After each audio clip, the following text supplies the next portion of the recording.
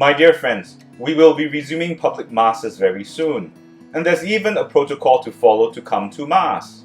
We now have to register online with our NRIC, our IC, or another recognized form of identification before we can book a time slot.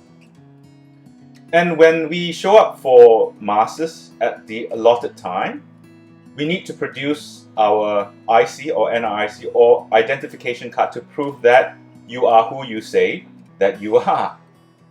The sad thing is that a Catholic needs to prove who he or she is, to prove his or her identity before entering the church to participate in the Eucharist. But what is sadder, I think, is why should we need to prove our identity in the first place?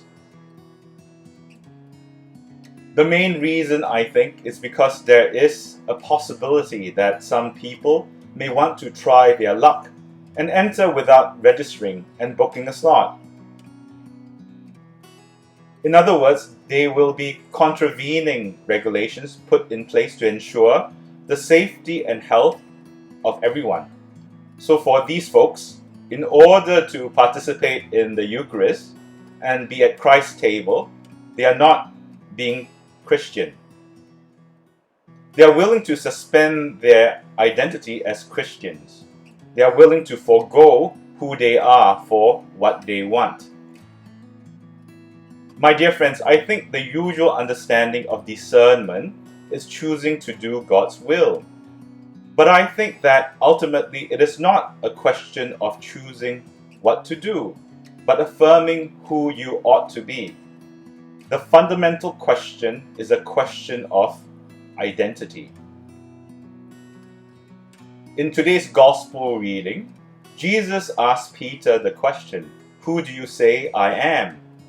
My sense is that this question was also for Peter himself to answer, to ask himself about his own identity. And Jesus followed up by saying, "Simon, son of Jonah, you are a happy man, because it was not flesh and blood that revealed this to you, but my Father in heaven." I think on one hand, what has been revealed to Peter was a deeper knowledge of Christ. And on the other hand, God revealed to Peter a deeper knowledge of himself, Peter's identity, that he will become the rock on which the church will be built. My dear friends, when making decisions, especially important decisions, you need to go back to your relationship with the Lord, and therefore you need to know who Jesus is to you and your own identity, who you are to Jesus.